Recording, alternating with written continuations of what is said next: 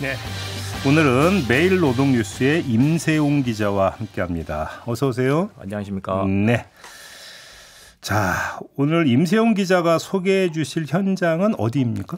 제가 소개해드릴 현장은 정부 예산 대폭 삭감 발표로 좀 충격을 받은 사회적 기업들입니다. 사회적 기업들. 네. 사회적 기업들.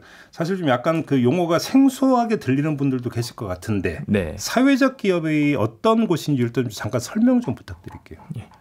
그 사회적 가치 실현을 하면서 수익을 창출하는 기업이라고 좀 딱딱하게 말씀드릴 수 있을 것 같고요. 네. 좀 쉽게 말씀드릴 것 같으면 하는 일은 NGO인데 운영 방식은 영리 기업인 그런 기업들이라고 좀 설명을 드릴 수 있을 것 같습니다. 일반적 기업보다는 사회적 가치 실현을 우선적으로 좀 추구하면서 영리까지. 그러니까 뭐 제가 뉴스를 통해서 이제 접한 거 보면 예를 들어서 이제 뭐 저기 이제 폐현수막이나 이런 걸 수거를 해가지고 다시 이제 가방으로 만들어서 판매를 한다든지 네. 뭐 이런 어떤 활동들을 하는 곳 같은 경우는 이제 사회적 기업 이렇게 이해를 하면 되는 거잖아요. 맞습니다. 어떤 공익적 사회적 어떤 성격을 띠고 있는. 그런데 아까 예산 삭감을 말씀하셨잖아요. 예. 그럼 그동안 정부로부터 어떤 지원을 받아왔던 거예요, 사회적 기업이? 정부로부터 이렇게 사회적 기업으로 선정이 되면은 일단 그 인건비를 지원받고. 직원들의? 네네. 직원들의 인건비를 지원을 받고 그리고 법인세랑 소득세 감면 혜택도 받고요. 그리고 생산하는 물품들을 이제 공공기관이 우선 구매하게 되는 그런 혜택도 받게 됩니다. 혜택이 상당하네요, 그러면. 예. 결국은 사회적 기업의 존립 기반이 결국은 정부 지원에 달렸다 이렇게 봐도 될 정도라고 봐야 됩니까? 그렇게까지 볼 수만은 없다고 생각이 드는데 이게 왜냐하면 이제 그 지원금이라는 역할 자체를 이 사회적 기업이 성장할 수 있는 어떤 토대를 마련해주는 이른바 인큐베이팅 차원 그렇게 볼 수 있습니다. 그럼 주로 어떤 분야의 사업들을 하고 있어요? 사업 분야들을 이렇게 딱 뭐랄까 통계로 나오거나 이런 건 아닌데 제가 이렇게 이거 질문지를 만들면서 조사를 좀 해봤거든요. 그래서 이게 제가 봤을 때 좀 주로 띄는 이런 사업들이 몇 가지가 있던데 예를 들면 뭐 간병, 재활용품 수거 판매, 출장 뷔페, 청소 이런 것들이 좀 눈에 띄었었고. 출장 뷔페도 사회적 기업이더라고요? 네, 맞습니다. 케이터링 서비스라고 하는데 보통. 그래요? 네. 간병 이런 것도 있고. 예, 맞습니다. 이제 그 재활용, 아까 제가 잠깐 예를 들어서 이제 질문드렸던 이런 것 같은 게 여기에 들어가는 거고. 네. 그다음에 이제 어떤 장애인들 여러분들이 이제 같이 또 뭐 생산을 이런 사회적 기업들도 많이 있더라고요. 맞습니다. 화장품이나 뭐 수저, 면장갑 생산 이런 것들도 있습니다. 근데 지금 아까 예산 삭감됐다고 했잖아요. 예. 어느 정도로 삭감이 된 거예요? 노동부 사회적 기업 관련 예산이 2021억 9,400만 원에서 786억 2,400만 원으로 뭐 61% 줄어들었다는 보도가 있는데 엄청 줄었네요. 예, 맞습니다. 이야, 그 정도로 줄어들었던 거예요? 이게 세부 사업별 내용은 밝혀진 바가 없는데 이제 노동부에서 얘기가 나오는 거 그러니까 뭐를 보면은 이제 일자리 창출 그런 예산, 뭐 전문 인력 지원 예산, 사회보험료 지원 예산, 사업개발비 지원 사업 이런 부분들에서 좀 크게 삭감이 될 거라고 예상이 됩니다. 그래요. 근데 지금 고용노동부가 밝힌 그 예산 삭감 이유가 장기적인 고용 창출 효과가 미미하다 이런 겁니까? 그렇습니다. 노동부에서 밝힌 바로는. 이거 어떻게 봐야 되는 거예요? 제가 들어봤는데 여러분들을 이제 뭐 이게 사업체를 운영하시는 분들은 아무래도 좀 그렇게 말씀을 하시더라고요. 기초생활수급자분들에게 좀 의욕을 불어넣기가 쉽지 않은 측면이 있는데, 그러니까 당연히 이제 그 근로소득이 들어오게 되면은 기초생활수급자 자격을 유지하기가 힘들게 되고, 그렇죠. 그런 측면이 하나 있고, 그리고 이제 자기들이 운영하는 사업체 자체가 이제 커다랗게 뭐 전문 지식을 요하거나 그런 것들보다는 좀 더 육체노동 쪽에 가까운데, 그게 이제 일반 사람들도 좀 하기 꺼려하는 힘든 이제 업무일 수도 있다. 이른바 3D 업종 쪽에 가깝다. 맞습니다. 이런 겁니까? 네. 그렇다. 그래서 이제 오래 버티지를 못하는 게 현실이다. 이런 주장인 건가요? 그분들이 이제 좀 오래 못 버틴다. 고용하시는 분들이 오래 못 버티고 나간다. 이런 얘기를 하시는데 그러면서 조금 강조하시는 부분들은 이제 이게 기업 생존율을 좀 얘기를 많이 하고 있더라고요. 기업 생존율? 네. 그러니까 그건 뭐예요? 그러니까 기업 생존율이라는 게. 자기들이 이제 사회적 기업으로 인증을 받고 나서 그 5년 뒤에 이제 생존율을 보면은 86% 가량이 되는데 이제 일반 기업은 생존율이 32%밖에 안 된다고 합니다. 80% 넘으면 대단한 생존율 아니에요?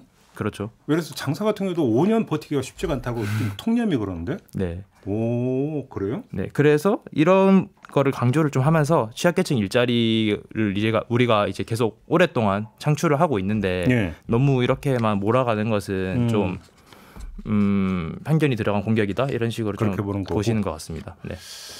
예산 삭감 태풍이 사회적 기업에까지 미쳤다 이런 이야기가 되는 건데 물론 지켜보는 사람들 입장에서는 뭐 이렇게 얘기할 사람도 있을 거예요. 뭐 언제까지 정부한테 의지할 거냐, 자생력을 갖춰야지. 뭐 이런 얘기 나올 수 있잖아요. 맞죠. 이런 뭐라고 합니까? 이러면은 이제 저도 이거 관련해서 좀 많이 알아봤는데 네. 아까 전에 말씀드렸지만 이게 그 인건비 지원이 인큐베이팅 같은 시스템이라고 했잖아요. 네. 그래서 사회적 기업 실제로 이 사회적 기업으로 인증을 받고 나서 인건비 지원은 3년까지 지원이 됩니다. 아, 3년까지만 되는 거예요? 그 이후에 자립한 기업들이 되게 많아요. 오, 네. 그럼 이게 선순환인데요? 괜찮은 건데요? 그렇죠. 네. 아, 계속 쭉 인건비 지원해 주는 게 아니구나. 사회적 기업으로 인증되고 나서 3년? 맞습니다. 오. 취약계층을 고용할 때는 70%까지 인건비를 지원해 줍니다. 그게 3년간. 그러니까 5년 이상 생존율이 80%가 넘어간다고 했잖아요. 맞습니다. 근데 인건비 지원은 3년 하면 땡이라는 거니까. 네. 그러면 자생력이 있다라는 거잖아요. 자생력이 있다고 볼 수 있죠. 그러니까. 네. 오, 그렇네요.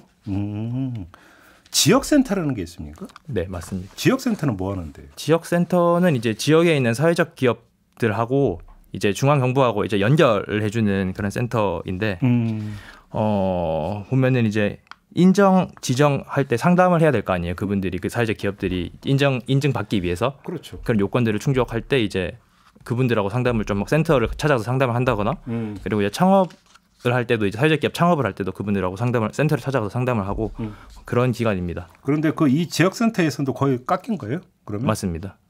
그럼 없어져야 되는 상황까지 내몰린 겁니까? 지역센터가? 맞습니다. 그럼 사회적 기업은 어디 가서 상담하고 어디 가서 인증받고 어떻게 해요, 그러면? 정부 얘기를 들어보면, 그러니까 노동부 얘기를 보면은 이제 지금 이 센터를 지금은 이제 뭐라고 할까? 센터를 이제 하청이라고 해야 될까요? 갑자기 기억이 안 나는데. 위탁을 준다? 네, 위탁을 해서 하고 있는데 지금 이제 직영을 하겠다 이런 식으로 얘기를 하고 있거든요. 그러니까 지역센터를 정부에서 직접 운영했던 게 아니었어요? 위탁 운영이었습니까? 맞습니다. 근데 앞으로는 이제 정부에서 직접 한다? 네. 그렇게 해서 돈 아끼겠다? 그렇게 얘기는 하는데 아무래도 현장에서는 부작용을 많이 우려하고 있습니다. 어떤 부작용이요? 일단 그 사회적 기업 진흥원에서 이 센터를 지원하는 예산을 이렇게 편성을 하는데 지금 예산을 보면 이 예산이 전면 깎였거든요. 그래서 직영을 하게 되면은 이제 지금 그 진흥원에 있는 분들이 그 센터로 지역 센터로 직접 가가지고 일을 하셔야 되는데 일단 그것도 쉽지 않을 것 같고 그리고 사업이 어떻게 변할지는 뭐 확실하지 않은 상황인데. 그러니까 예를 들어서 이제 직영으로 가면은 그 이전에 위탁 운영할 때는 지역센터에서 10명이라든가 예를 들어서 2-3명으로 줄어들 수도 있는 거고. 예를 들면서. 그러면 사회적 기업에 대한 지원이라든지 뭐 이런 것들도 이제 그만큼 폭이 줄어든다 이렇게 봐야 되는 거 아닙니까? 그게 문제라는 거죠, 그러니까. 네. 그렇다. 근데 아무튼 사회적 기업을 직접 운영하는 분들의 얘기는 좀 들어보셨어요? 직접 운영하는 분들. 그렇죠. 뭐라고들 하시나요?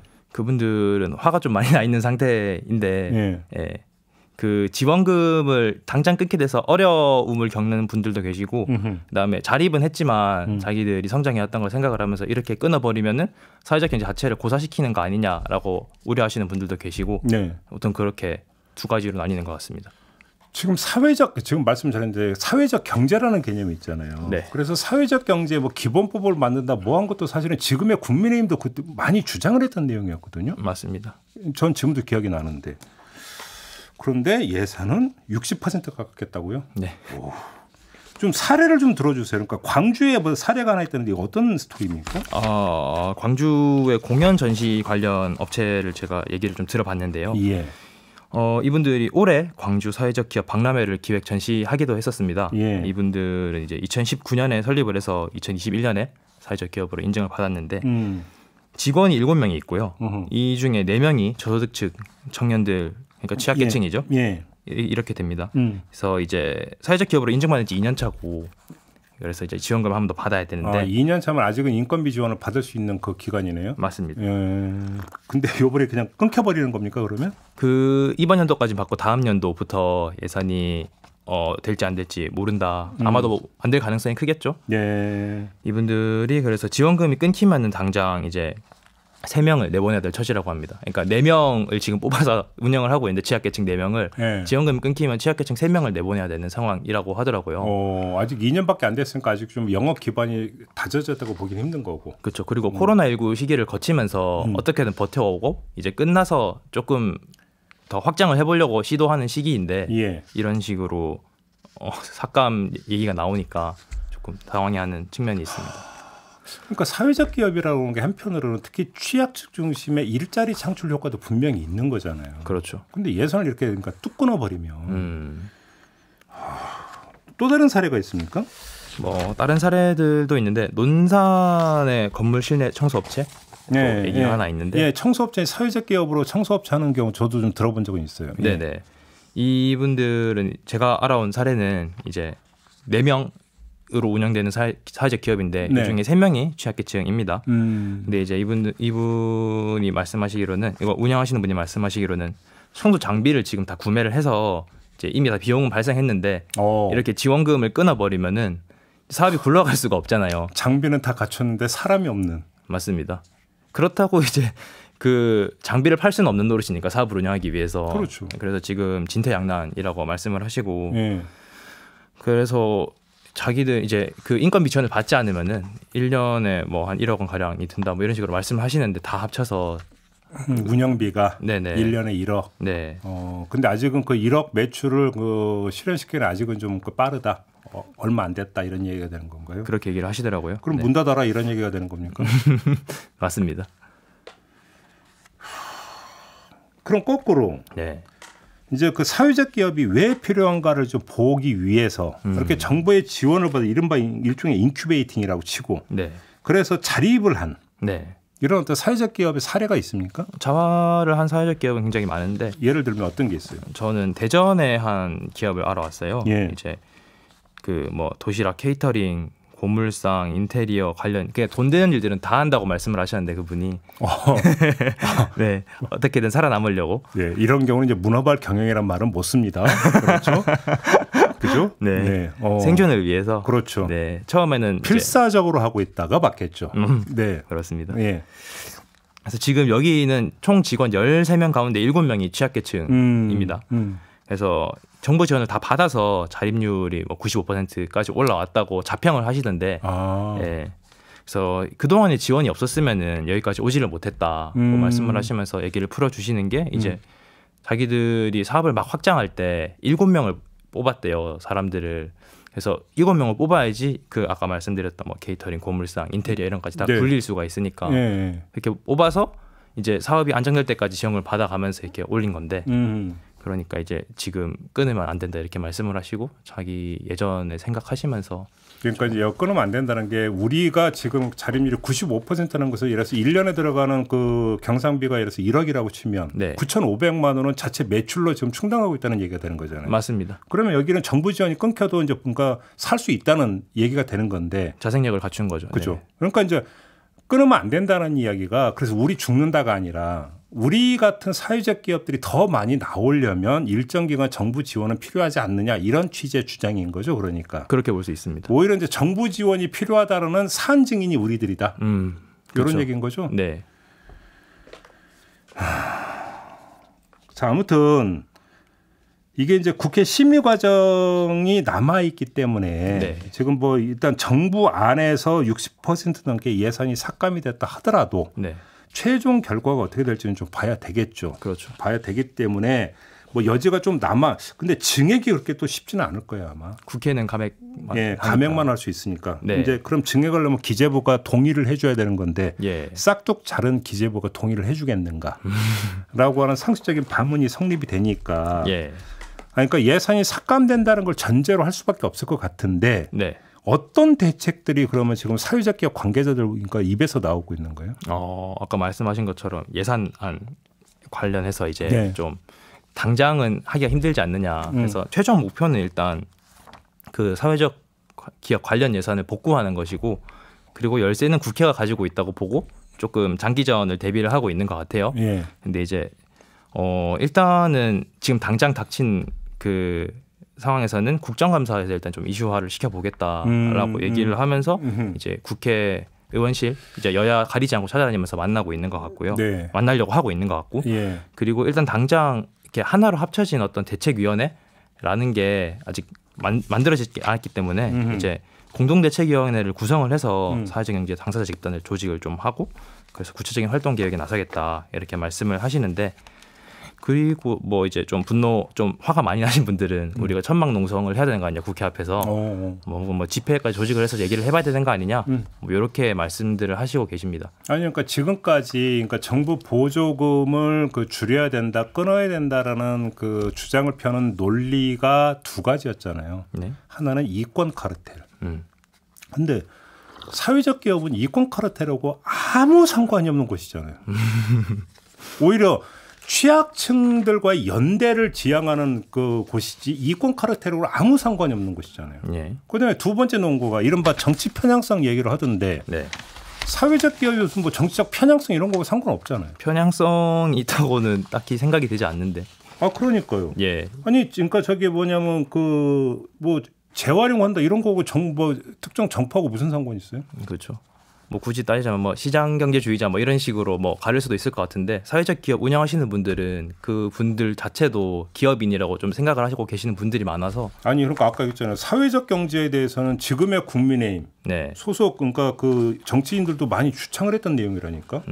그게 뭐 시장 경제를 지금 부정하는 것도 아니잖아요. 그 법안들 관련 법안들 자체도 이명박 박근혜 정부 때 마련이 됐기 때문에 그러니까요. 네 그런 부분들도 되게 많이 강조하고 계십니다. 아니 그러니까 이게 그러니까 정부 보조금 뭐 그러니까 축소의 어떤 논리에 대해서 그러니까 뭐 찬반을 떠나서 그 논리를 대입을 해도 아무 상관이 없는 것이 사회적 기업이잖아요.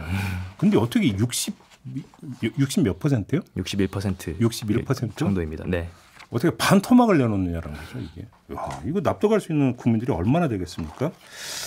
알겠습니다. 아무튼 뭐 국정감사 과정에서 좀 이슈화 시키겠다 이런 계획을 세우고 있다고 하니까 네. 어느 정도까지는 또 이제 국회의원들이 호응을 해서 이걸 또 이슈화할지 네. 이걸 좀 지켜봐야 되는 그런 문제라고 치고요. 네. 그걸 위해서 이제 메일로드용 뉴스가 이 문제를 좀 보도를 했다. 이 점을 확인하면서 오늘 이야기는 좀 마무리하도록 하겠습니다. 메일노동 뉴스의 임세훈 기자와 함께했고요. 오늘 말씀 잘 들었습니다. 감사합니다. 네, 저도 함께 올라가겠습니다. 고맙습니다.